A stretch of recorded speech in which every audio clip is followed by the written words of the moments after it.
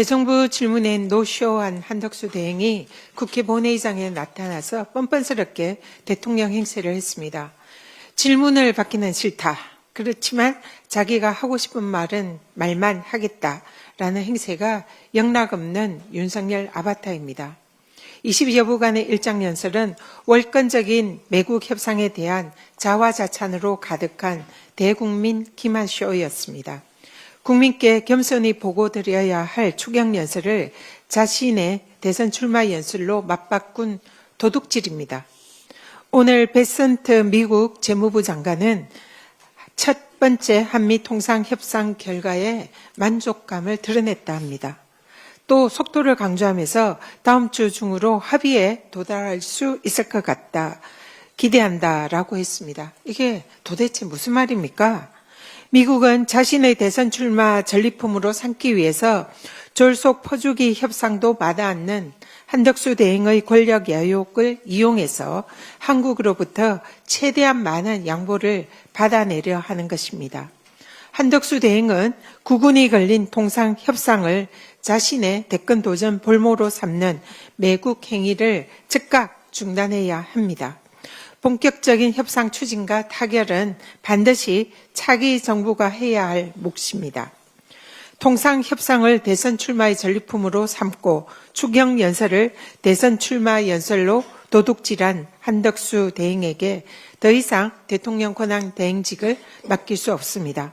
한덕수 대행, 당장 물러나십시오. 대선판에 기웃거릴 생각 꿈도 꾸지 마십시오. 한덕수 대행은 대선 출마가 아니라 내란 공범 혐의로 법정에 서야 할 범죄자임을 명심하기 바랍니다. 정치검찰의 문재인 전 대통령에 대한 무도한 기소 강력히 규탄합니다.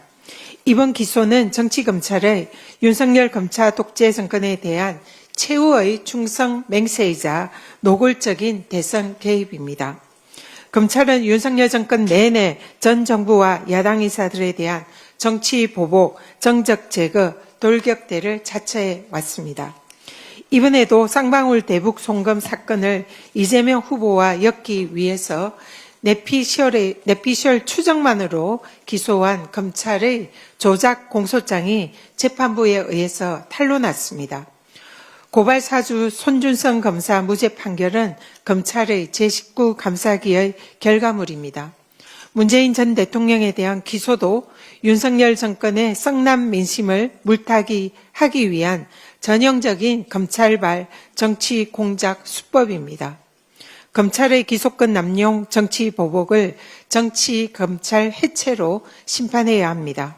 내란 속에 윤석열은 석방시키고 문재인 전 대통령과 유력 차기 대권주자 이재명 후보에겐 마음껏 칼을 휘두르는 정치 검찰의 기회주의를 끝장내야 합니다. 아무리 사냥개가 사납게 짖어도 내란 세력에 대한 역사의 심판은 막을 수 없습니다. 6월 3일은 검찰 독재를 종식시키는 사법정의 심판의 날이 될 것입니다. 마지막으로 이번에 대법원의 이례적인 이재명 후보 공직선거법 재판 속도전에 대해서 말씀드리겠습니다. 많은 국민들께서 혹여나 대법원이 대선에 개입하려는 의도는 아닌지 불안해하고 계십니다. 물론 대법원장은 국민적 관심도가 높은 사건이나 새로운 법리적 기준의 설정이 필요할 때 직권으로 사건을 저는 합의체에 해부할 수는 있습니다. 그러나 이재명 후보의 공직선거법 위반 항소심 판결은 기존 대법원의 판례 법리에 완전히 부합하는 내용입니다. 새로운 법리적 기준의 설정이 필요 없다라는 말씀입니다. 즉 항소심 판결은 이재명 후보의 발언의 의미의 확정, 그리고 해석에서 유추 해석 금지와 확장 해석 금지, 또 사실과 의견 표명의 구분이라는 그동안 대법원이 내놓았던 선거법 관련 판례 법리를 교과서적으로 충실하게 따른 판결이었습니다. 따라서 상고심에서 대법원의 기존 판례 법리 변경 필요성을 인정할 단서 자체가 존재하지 않습니다. 또한 대법원 전원 합의체가 이재명 후보 공직선거법 위반 사건을 파기 재판할 가능성도 전혀 없습니다. 대법원 상고심에서 무죄를 유죄로 변경하는 파기자판한 예가 단 한 번도 없습니다.